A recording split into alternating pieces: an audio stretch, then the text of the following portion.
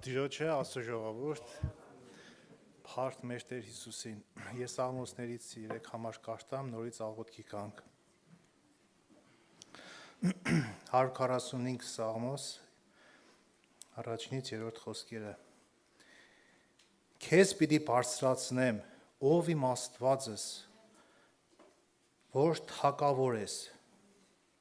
ու քու անունդ հավիտյանս հավիտենից պիտի օրհնեմ։ Ամեն օր քեզ պիտի օրհնեմ։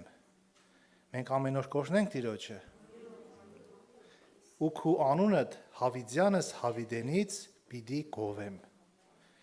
Մեծ ու խիստ գովելի է Տերը, ու անոր մեծությունը անքննելի է։ Դուք տունը նորից կարտացեք այս 3 խոսք, Աստծո մասին է գրած։ Ինչքան Աստված մեծ է, փառավոր է, ու այդ Աստծուն մենք պետք է ամեն օր օրհնենք, գովենք իր սուրբ անունը։ Ինչքան որ քու սրտից այդ գովեստ ու փառաբանություն կելնի Տիրոջը, այդքան ավելի հազարապատիկ շատ քու կյանքիդ մեջ օրհնություն կիջնի։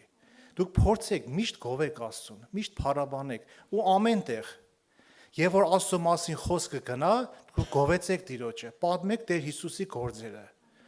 Դավիթը ասում է իր սաղմոսների մեջ՝ պիտի չմեռնիմ, ինչու համար չմեռնիս որ ապրիս, ինչու համար որ լավ կյանք ապրիս, չէ, չպիտի մեռնիմ, ապրիմ որ Տիրոջ գործերը պատմեմ։ Մենք հիմա կապրենք, միայն ուտել խմելու համար չէ կյանքը, այլ նաև ինչ է,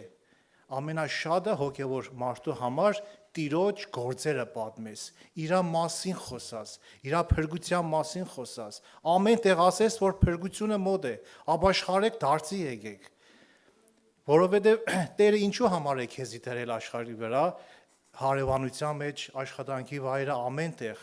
եթե դու չխոսաս, մի ուրիշի միջոցով կխոսա ու դու պարտական կմնաս, համաձայն եք Աստծո ժողովուրդ, պատկերացրեք 10 հոգի մարդիկ են ու դու միակ հավատացյալ մարդն ես, ու Աստծո մասին չես խոսա երբեք, Աստծուն չես գովե, իր գործերը չես պատմե։